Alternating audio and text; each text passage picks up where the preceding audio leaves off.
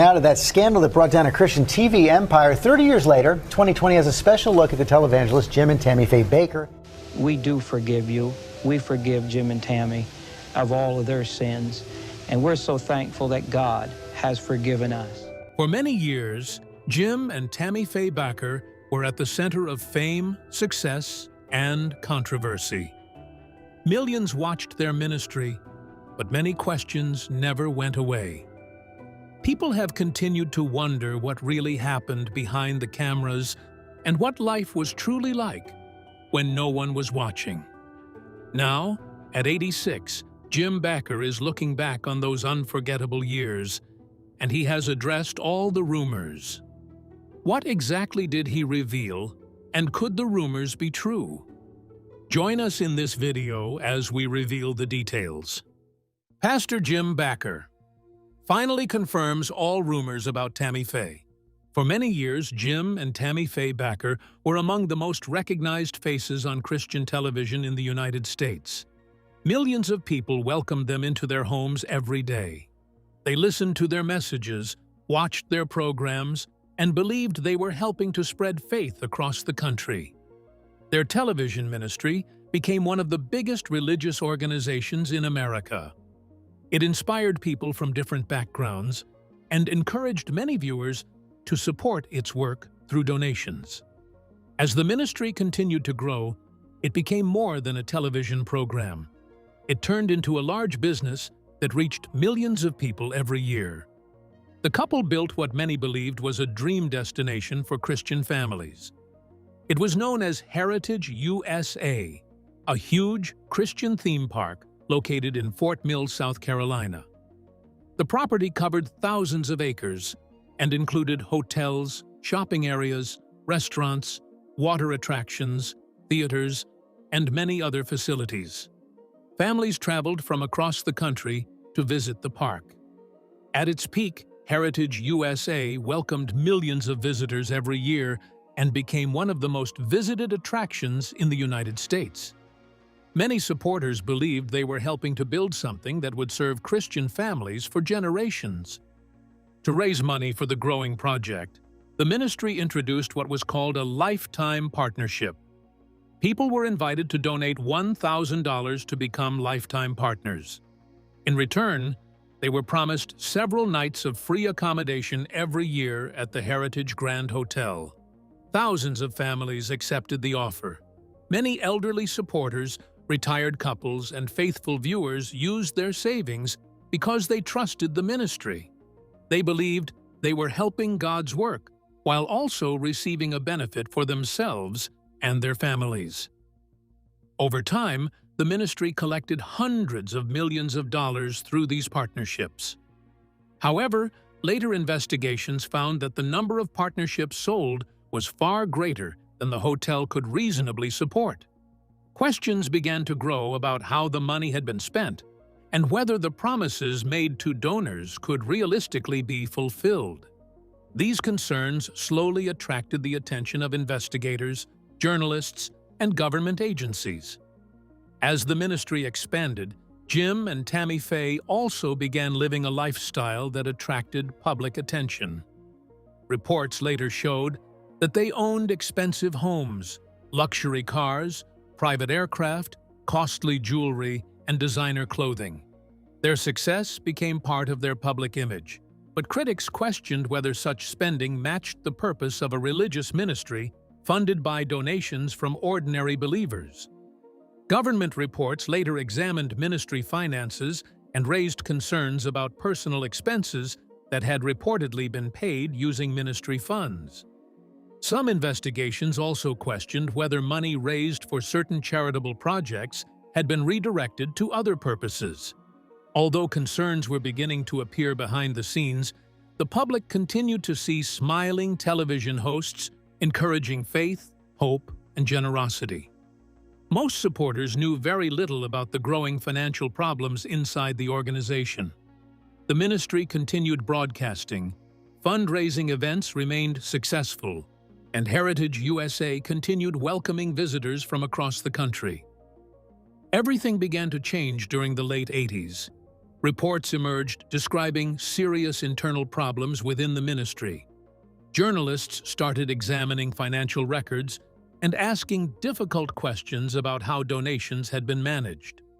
According to later reporting, efforts had also been made to settle a personal controversy privately, and when details became public, the ministry faced intense public scrutiny.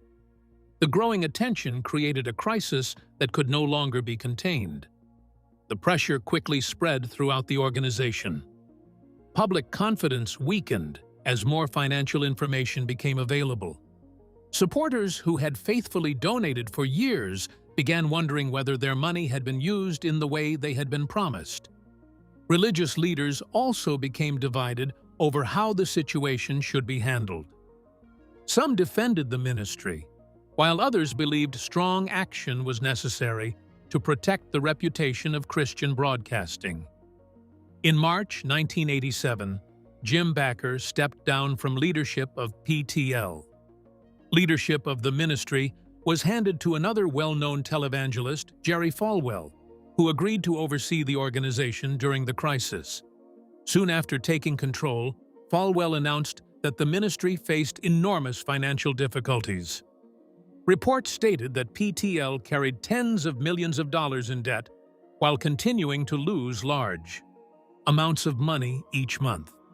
The financial condition shocked many supporters who had believed the ministry was thriving. As more information became public, the once powerful television empire began falling apart. The organization that had inspired millions now faced investigations, public criticism, and a growing loss of trust. For years, people have wondered what life was really like behind the cameras.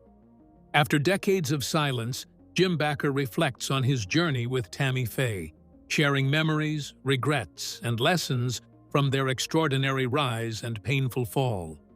The ministry had fallen, the trust was broken, and the television empire was in ruins. But how did the legal battle unfold? What happened inside the courtroom? And where did the lives of Jim and Tammy Faye lead after everything they had built came crashing down? Let's delve deeper. The fall, prison, and life after PTL. The collapse of PTL did not end with public criticism. It soon moved into the courtroom, where federal investigators spent months examining the ministry's finances and fundraising practices. Their investigation focused on how donations had been collected and whether supporters had been given promises that the organization could not realistically keep. As investigators reviewed financial records, they concluded that the case had become much larger than a disagreement over ministry spending. It had become a criminal investigation involving millions of dollars raised from loyal followers. In December 1988, federal prosecutors formally charged Jim Bakker with multiple counts of mail fraud, wire fraud, and conspiracy. The trial began the following year in Charlotte, North Carolina. It attracted national attention because millions of Americans had watched Bakker's television programs for years. Every day, reporters gathered outside the courthouse, waiting for new developments in one of the biggest religious scandals the country had ever seen. The legal proceedings were long and emotionally difficult. During the trial, reports described Bakker struggling under the pressure of the case. Medical professionals testified about his emotional condition, and the court temporarily delayed the proceedings while he received treatment. Even with these interruptions, the trial eventually continued until the jury reached its decision. After hearing weeks of testimony and reviewing financial evidence, the jury found Bakker guilty on all 24 counts brought against him. The court initially sentenced him to 45 years in federal prison and imposed a large financial penalty.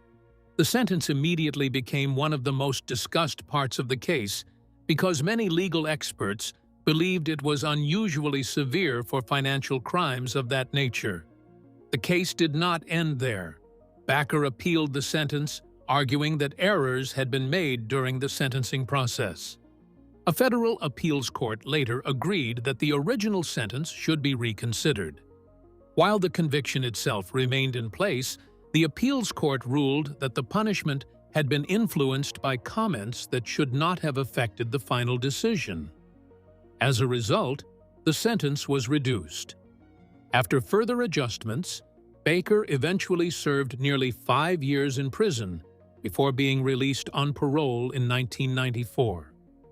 While Jim Bakker was serving his sentence, Tammy Faye's life also changed dramatically. She had not been charged with any crime, but the collapse of PTL affected every part of her personal and public life. Tammy Faye's marriage ended in divorce in 1992, and she married contractor Roe Messner the following year. Over time, she reshaped her public image through compassion and outreach.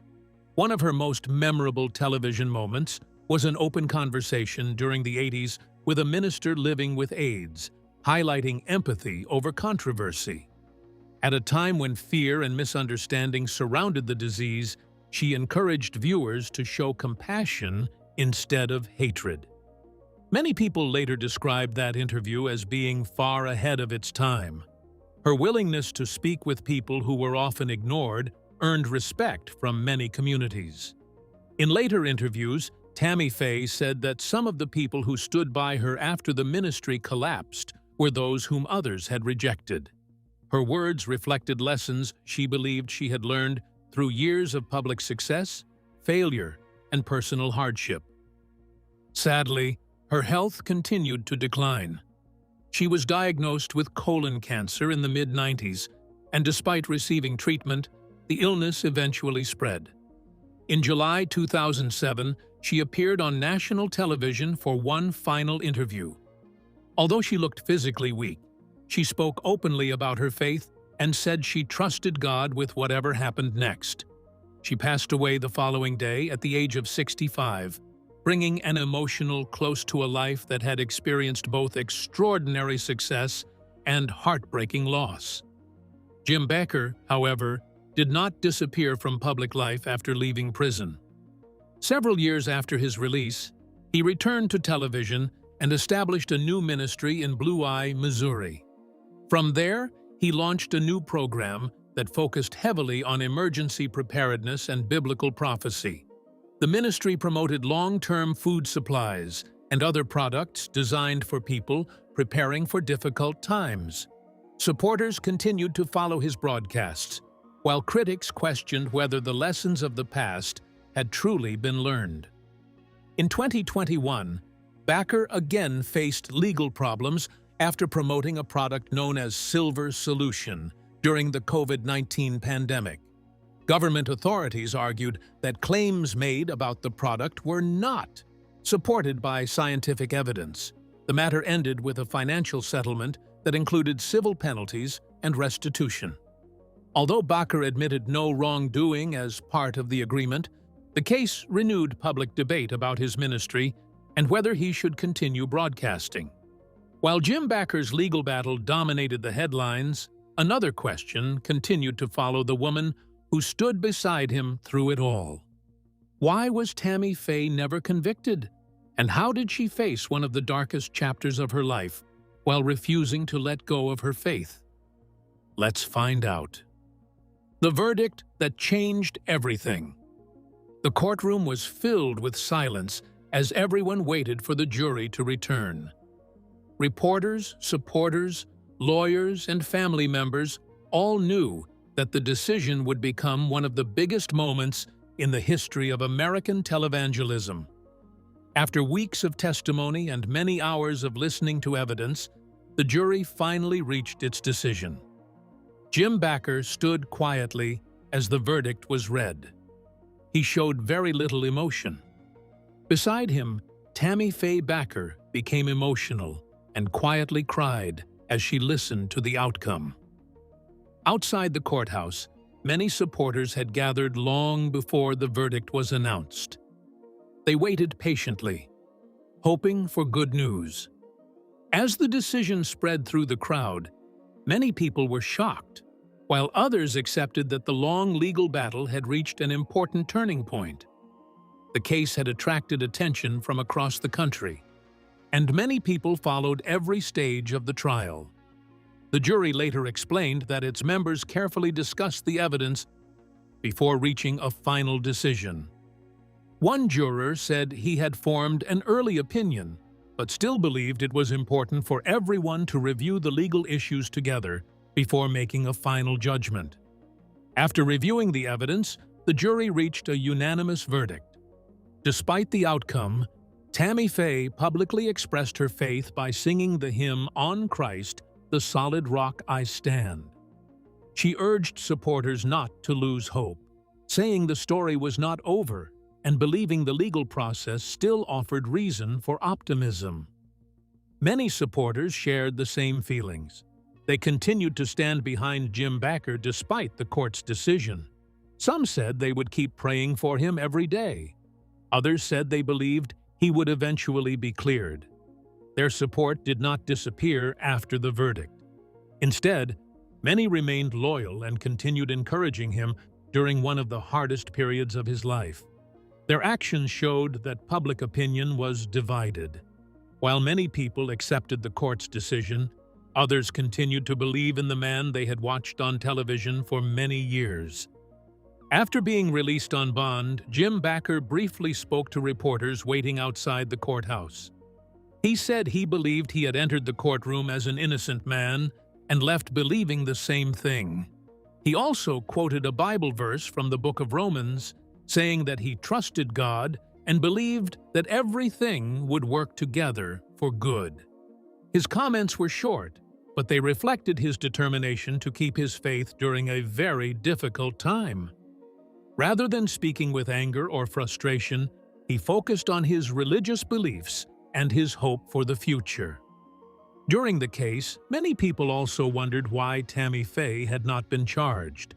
Reports explained that although she was well known through the television ministry and appeared regularly on programs and fundraising broadcasts, she did not hold an official leadership position within the organization. That legal difference was one of the reasons she was not included in the criminal charges. The case also started wider discussions among churches and religious broadcasters across the country. Some ministries explained that they operated very differently. One church said its television programs were supported by members of its own congregation instead of asking viewers across the country to send money. Church leaders believed this approach created stronger financial responsibility because the ministry depended on local support rather than constant fundraising from television audiences. They also said that accountability was important and that every ministry should manage donations carefully and honestly.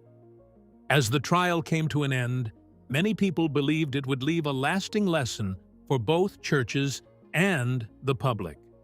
Viewers became more careful about where they gave their money. Many people started asking more questions before supporting religious organizations. They wanted to know how donations were being managed and whether leaders were being held responsible for the money they received. The events encouraged greater attention to honesty, openness, and accountability. For many observers, the case became more than the story of one ministry. It became a reminder that trust is valuable and can take many years to build, but only a short time to lose. Beyond the headlines and the courtroom, who was Tammy Faye? And what kind of legacy did she leave behind? Let's learn more. Tammy Faye's journey of faith, compassion, and resilience. Tammy Faye Messner, who was born Tammy Faye LaValle, came from a very simple and poor family in International Falls, Minnesota. She was the oldest of 8 children and learned about responsibility at a very young age. She often helped care for her younger brothers and sisters because her family had very little. Their home was small and did not even have an indoor bathroom.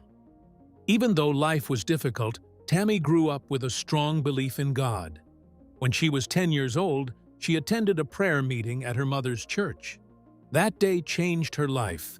She believed God had called her to serve Him, and from that moment, she wanted to become a minister. Her faith became the center of her life and guided many of the choices she made as she grew older. After finishing high school, Tammy attended North Central Bible College in Minneapolis. It was there that she met Jim Bakker. The two quickly became close because they shared the same dream of preaching the Christian message. Jim asked Tammy to marry him soon after they started spending time together, and they became engaged only a short time later. They married in 1961. Their wedding was simple. Jim's family did not support the marriage, while Tammy's family was too poor to attend. Soon after the wedding, the couple was asked to leave Bible college because the school did not allow students to marry before graduation. Instead of giving up, they continued working in churches, preaching, singing, and serving young people wherever they could. Years later, Tammy faced one of the hardest battles of her personal life.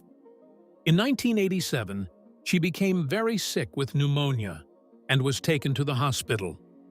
During her treatment, doctors discovered that she had become dependent on a medicine called Ativan. It had first been given to help her deal with her fear of flying, but she later relied on it to calm other worries and fears. After leaving the hospital, she entered the Betty Ford Clinic for treatment. It was not an easy experience, but Tammy later said it helped her become stronger. She believed the experience brought her family closer together and helped her understand the importance of healing and recovery.